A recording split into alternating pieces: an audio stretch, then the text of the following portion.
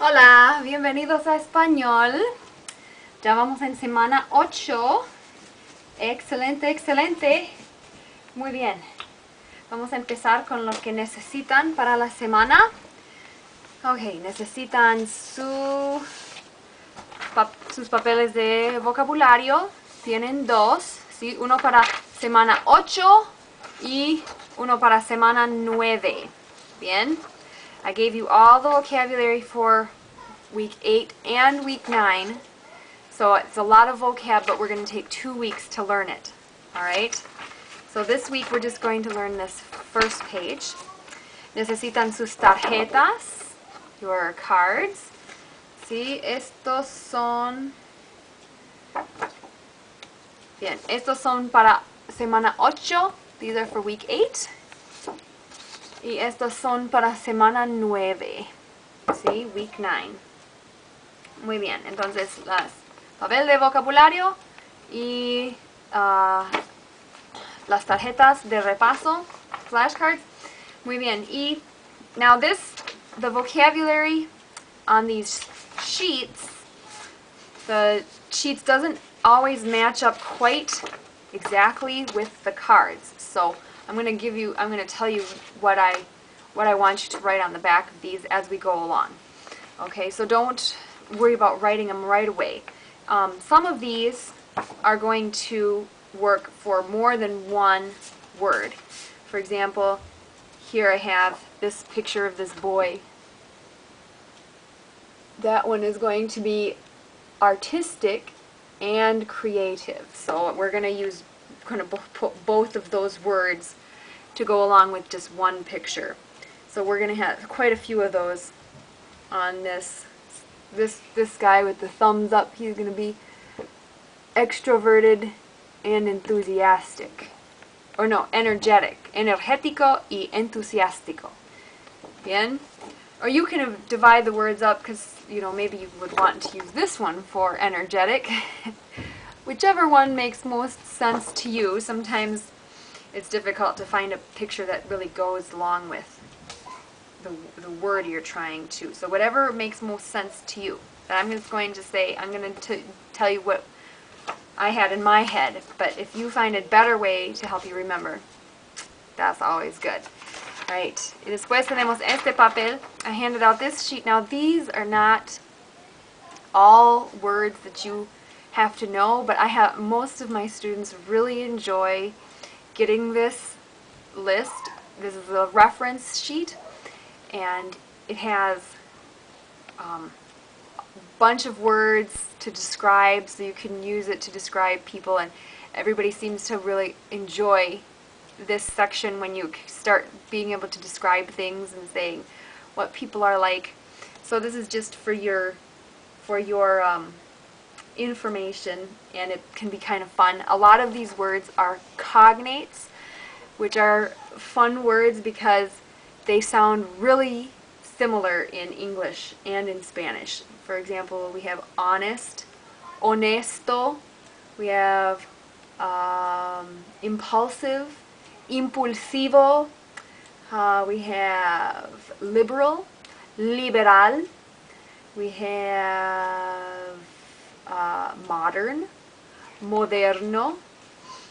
See, a lot of them are even spelled exactly the same way. Normal, normal. See, so it's just a little bit pronounced just a little bit different, but it's really similar to the English, and there's lots and lots of those kinds of words on here. So you can take a look at that, and also it'll help you with your presentation for this week, because you might not, if you want to find just the right word to describe somebody, one of your family members, you might want to look at that sheet, and then you'd find just one word that describes them better than the words that maybe we are working on. You can find one that's a little bit better. Okay, and the last thing you need, we are going to use, if you want to have this sheet, this is last week's sheet, as a reference, so that you remember we're going to use the vocab from the family this week a lot still, and then we're going to be using this is my mom, this is my dad, this is my aunt. So this box right here on your sheet, that's what we're going to be using. And this week I'd like you to bring out those pictures that we were talking about way in the introduction video. And for those pictures I'd like you to bring in for your presentation. Pick some cute pictures, some cute family pictures, and you can, for the presentation, let me find a good one here. I think there was a good one that I had last time. Here it is. Okay. And so you just show your picture for the presentation, and this is what you're going to say. I'll say it in English, but we kind of get the idea. So in English, you would be saying this all in Spanish for your presentation, but this is what we're going to be saying. I'm saying, this is my Auntie Annie, and then you describe her. Say, she is very sweet. She is fun. She is a little bit crazy. She is,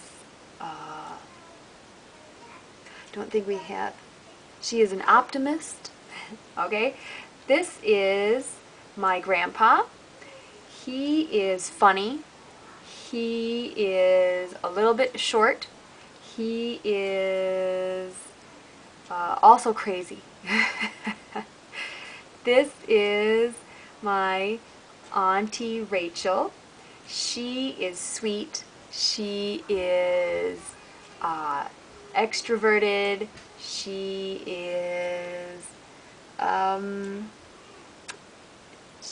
is pretty.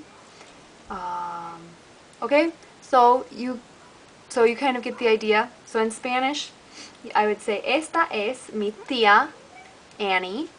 Ella es bonita, es amable, es simpática, es creativa, es dulce, es muy buena, muy querida y un poco loca. Este es mi abuelo.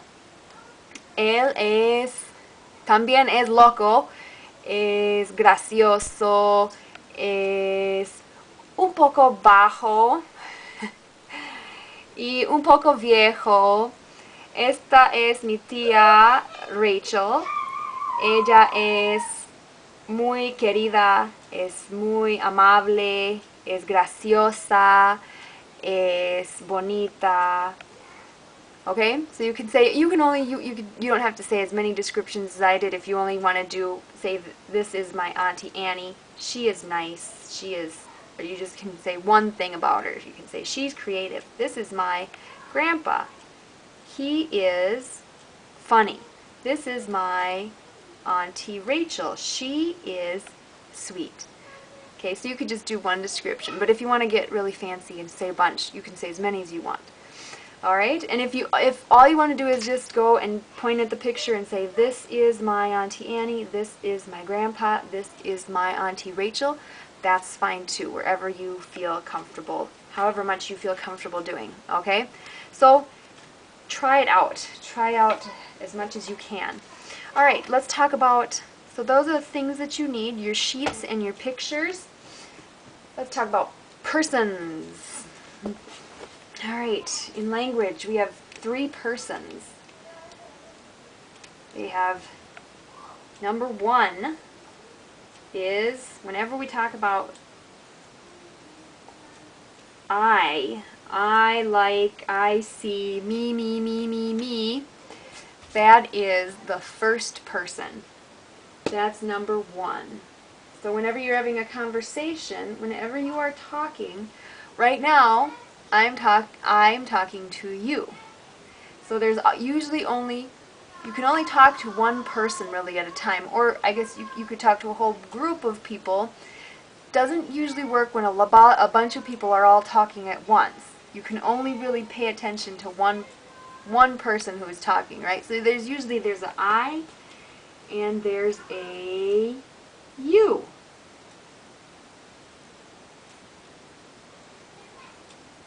The person, whoever you're talking to, is you.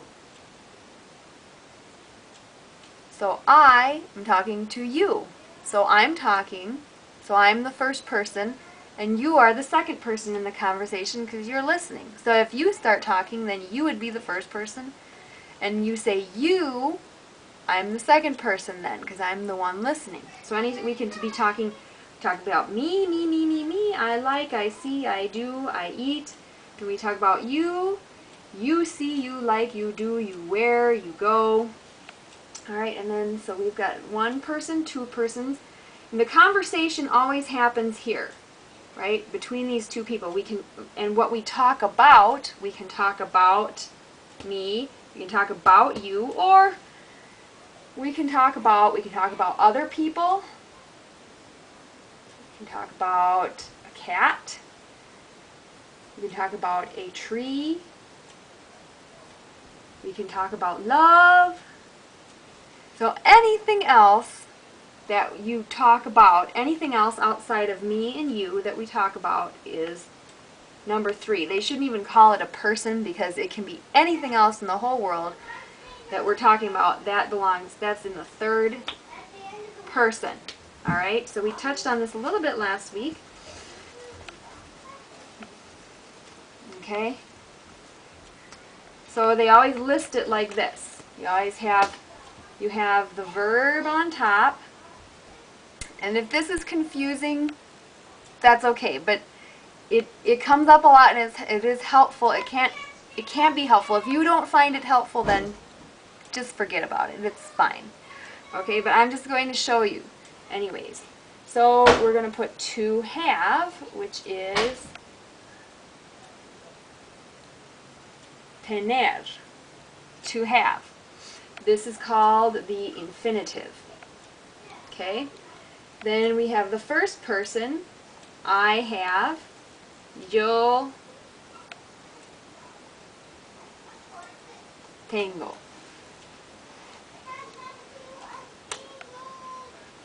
Yo tengo. So that's the number 1, me, I have, yo tengo. So the second person in the conversation is you. Tú tienes. You have. Bien. And then if we have anything else, okay, it could be a cat, a dog, a tree. We could talk about love.